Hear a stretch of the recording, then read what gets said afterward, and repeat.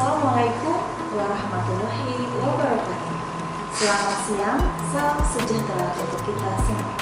Perkenalkan, nama saya Triani Capakhapnatwa. Saya merupakan dosen tetap Prodi Kewirausahaan Fakultas Ekonomi Universitas Pasir Pengarang. Video ini saya buat guna memenuhi persyaratan sertifikasi dosen gelombang 1 tahun 2020. Saya akan melakukan penyusunan dokumen pernyataan diri dosen dalam unjuk kerja Tridharma Perguruan Tinggi atau PDD UKT PT. Pada kesempatan ini, saya juga akan memaparkan salah satu mata kuliah yang saya ampuh, yaitu Technopreneurship 1. Technopreneurship 1 ini memiliki bobot 3 SKS dengan rincian 1 SKS untuk teori dan 2 SKS untuk praktek.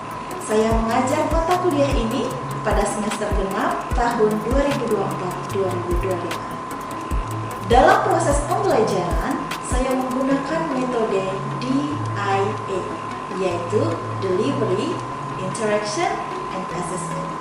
Mata kuliah ini menanamkan pentingnya mindset entrepreneur kepada mahasiswa. Membangun karakter diri seorang entrepreneur yang mampu berpikir kreatif, mampu memecahkan masalah, dan berpikir inovatif. Pendidikan berbasis entrepreneurship adalah mindset, skill set, tool set untuk membuat solusi tepat bagi permasalahan yang terjadi di masyarakat. Perkuliahan Technopreneur 1 menggunakan pendekatan blended learning, yaitu perpaduan antara pembelajaran luring atau tatap muka langsung di kelas dan pembelajaran daring dengan menggunakan e-learning resmi UPP, yaitu smart.upp.ac.id. Mahasiswa dapat mengakses materi perkuliahan, mengunduh RDS, serta mengunggah tugas secara online. Sementara itu, diskusi interaktif, studi kasus, proyek, games, dan presentasi dilaksanakan langsung di kelas. Metode pembelajaran yang saya terapkan meliputi 1. Ceramah interaktif untuk memberikan pemahaman konseptual mahasiswa terhadap teori Technopreneurship 1. 2. Diskusi kelompok yang mendukung kolaborasi mahasiswa dalam menyelesaikan studi kasus nyata. 3. Project based learning, di mana mahasiswa menyusun proyek bisnis sebagai bentuk aplikasi praktis dari materi yang telah dipelajari. Adapun capaian pembelajaran meliputi CPL 1 memiliki mindset, jiwa, sikap, perilaku, serta karakter seorang entrepreneur. CPL 2 memahami konsep, teori, dan pentingnya entrepreneurship. Pertemuan 3, konsep dasar dan karakteristik entrepreneurship dan intrapreneurship. Pertemuan 4, definisi dan karakteristik technopreneurship. Pertemuan 5-7, membangun karakter seorang entrepreneurship. Pertemuan 8, konsep berpikir kreatif dan inovatif. Pertemuan ke-9, peran pentingnya inovasi dan teknologi dalam kehidupan. Pertemuan ke-10, kegagalan inovasi. Pertemuan 11 sampai dengan 14, membangun kreativitas ide dan inovasi. Adapun penilaian dalam mata kuliah Technopreneurship 1 mencakup 5 komponen utama, yaitu yang pertama, ujian tengah semester dengan bobot 25%, ujian akhir semester dengan bobot 40%, tugas dengan bobot 10%, presentasi proyek dengan bobot 15%, dan keaktifan dengan bobot 10%. CPL 3 mampu membangun kreativitas, ide, dan inovasi dalam kehidupan. CPL 4 mampu menghasilkan ide bisnis yang layak dikembangkan dalam bentuk bisnis plan. Untuk capaian pembelajaran pada mata kuliah yang diharapkan antara lain, CPMK 1 memahami definisi, konsep, dan pentingnya entrepreneurship. CPMK 2 memahami konsep dasar dan karakteristik entrepreneurship serta perbedaannya dengan intrapreneurship. CPMK 3 memahami definisi dan karakteristik technopreneurship. CPMK 4 memahami kompetensi seorang entrepreneur, yaitu mindset, skill set, dan tool set. CPMK 5 memahami bagaimana mengembangkan kreativitas, ide, dan inovasi. CPMK 6 memahami peran penting teknologi dan inovasi dalam kehidupan. Dan CPMK 7 memahami berbagai macam isu fundamental dan peran inovasi teknologi dalam mengatasinya. Media pembelajaran yang saya gunakan dalam mata kuliah Technopreneur 1 meliputi 1. Modul atau RPS yang dapat diunduh dari smart.upp.ac.id. 2.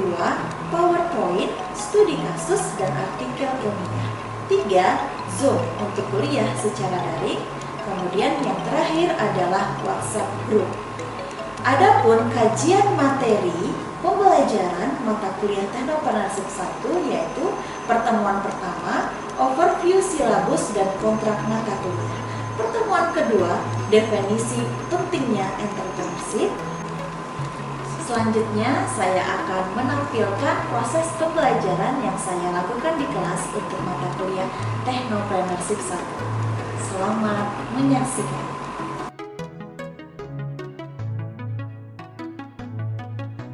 Assalamualaikum warahmatullahi wabarakatuh.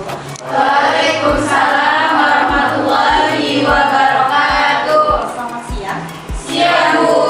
Gimana kabarnya siang hari ini? Alhamdulillah baik, Bu. Alhamdulillah luar biasa ya.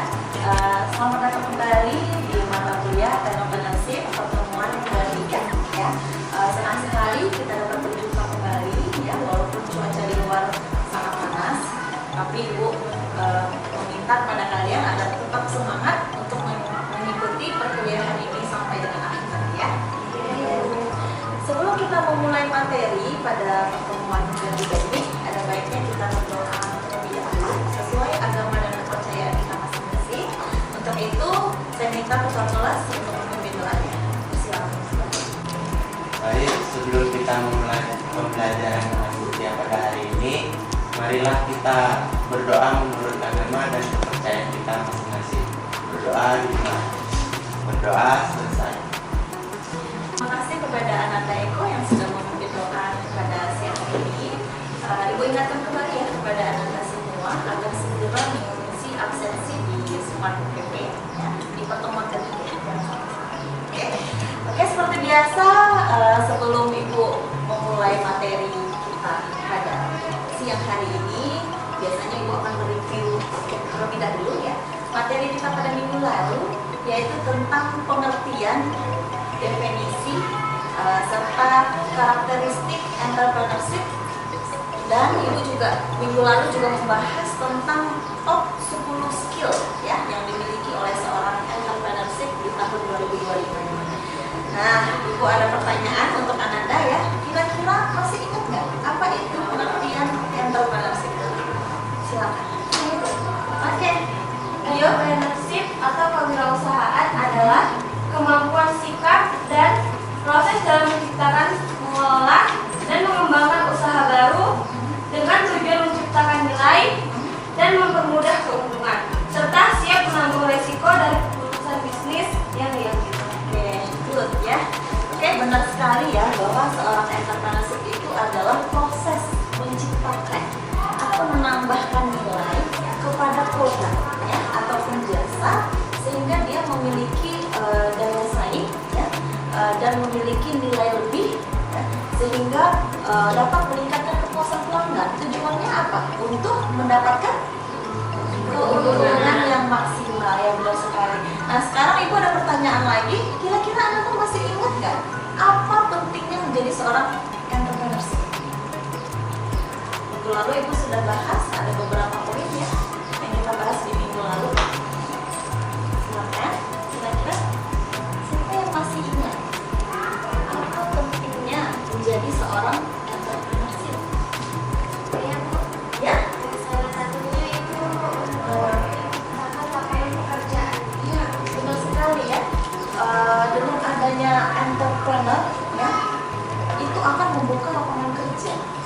dapat menekan angka pengangguran.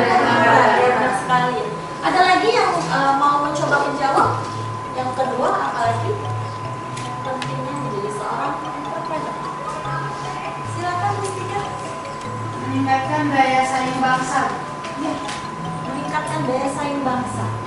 Tentunya ya.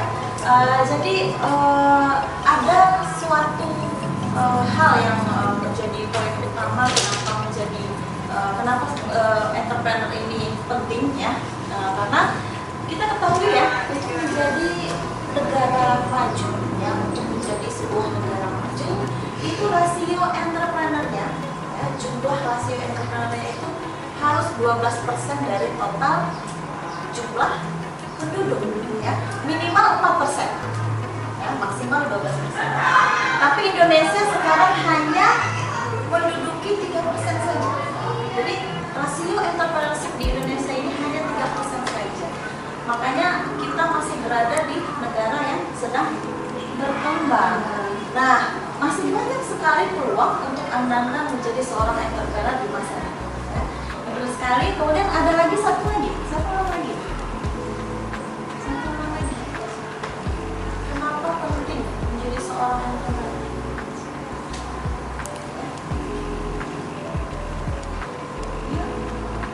Ya, Bu. Ya, boleh. Iya. Menumbuhkan kemandirian ekonomi. Ya, menumbuhkan kemandirian ekonomi. Ya, seperti yang kita ketahui ya, bahwa semakin banyak entrepreneurship ya di suatu daerah atau negara tersebut, itu dapat meningkatkan pendapatan daerah tersebut. Dari mana dapatnya? Yang pertama dari pajak, ya, karena usaha itu dikenakan pajak. Pajak itu masuk ke negara. Ya, benar. Kemudian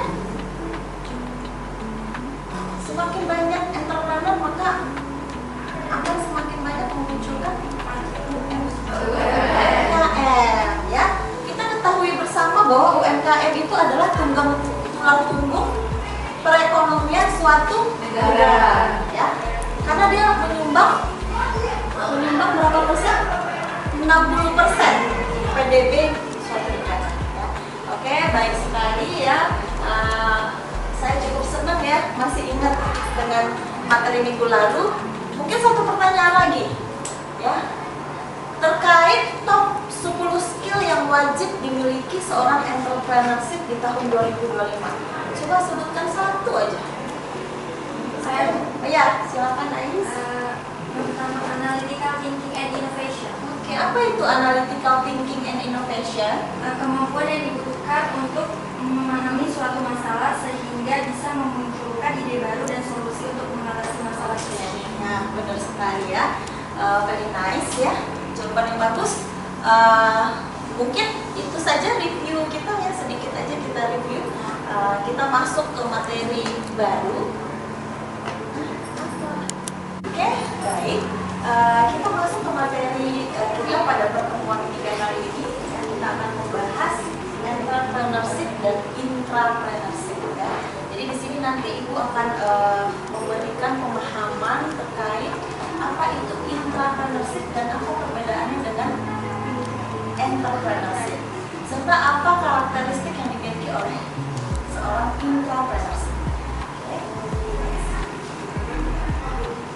Nah, sebelum kita masuki ke definisi intrapreneurship ini, sebelumnya Anda sudah pernah dengar nggak istilah intrapreneurship atau baru dengarnya? Baru ini ya. Jadi belum pernah dengar ya.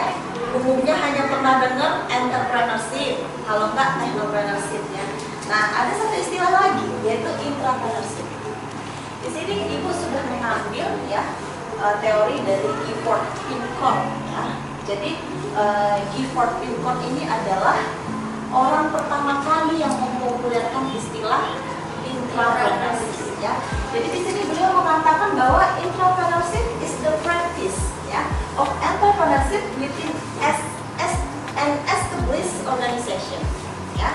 Yang artinya bahwa intrapreneurship adalah ya praktek kewirausahaan yang dilakukan oleh individu dalam sebuah organisasi atau dalam sebuah juga dikatakan tujuannya untuk menciptakan inovasi produk, proses atau model bisnis, namun tanpa harus meninggalkan organisasi tersebut.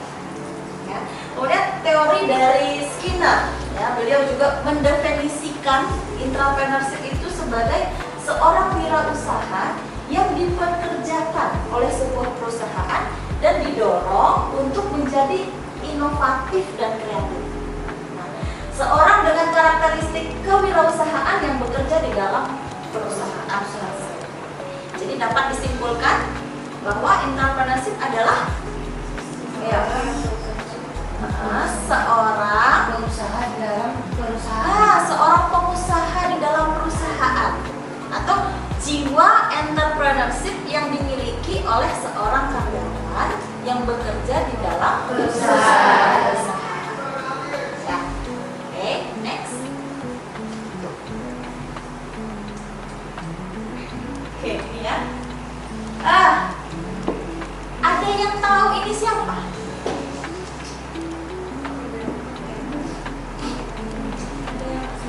Pernah main PlayStation? Nggak pernah main PlayStation? Ini yang laki-laki pernah main PlayStation nggak? Pernah, suka? Nah, kalau pernah main PlayStation, ini dia yang menciptakan PlayStation. Namanya adalah Ken Kutaragi. Ken Kutaragi. Inilah yang menciptakan PlayStation yang kalian mainkan itu, ya. Mengapa dia dianggap seorang entrepreneurship? Kenapa?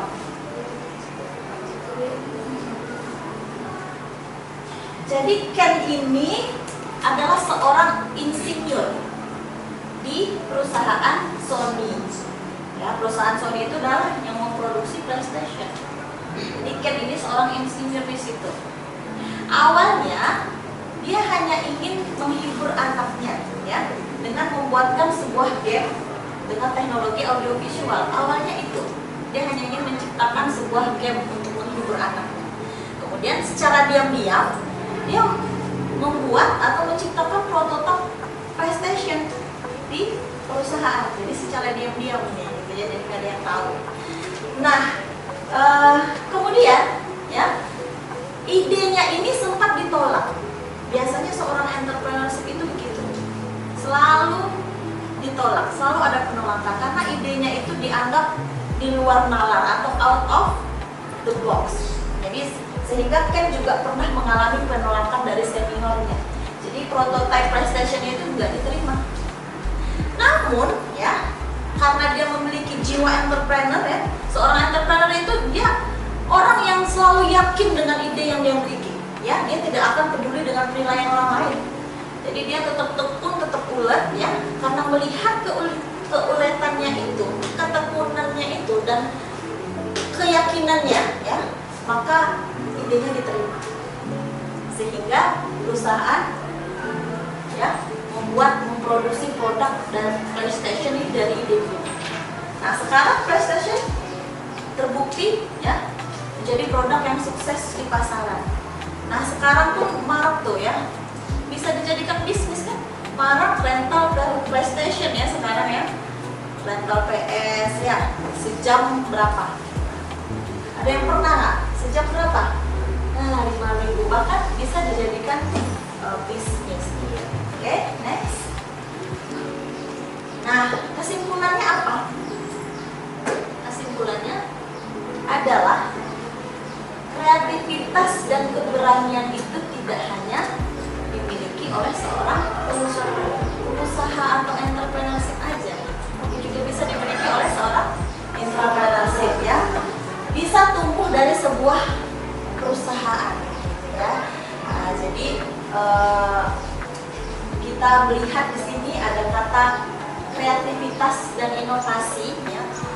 Kata-kata ini muncul nih dari slide sebelumnya, itu juga muncul. Entrepreneurship juga seorang yang memiliki kreativitas dan inovasi. Nah, sekarang itu mau apa pengertian kreativitas dan inovasi? Kemudian apa perbedaan? Silakan.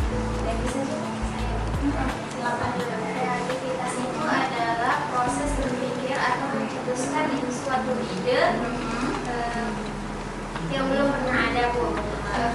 Kemudian inovasi itu adalah proses mewujudkan ide kreatif untuk menjadi suatu yang nyata dan bermanfaat. Oke, benar ya, good ya.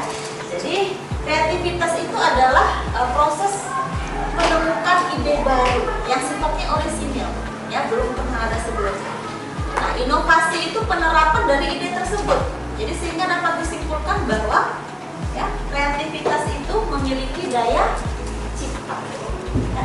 Sedangkan inovasi memiliki daya merubah. Gitu ya.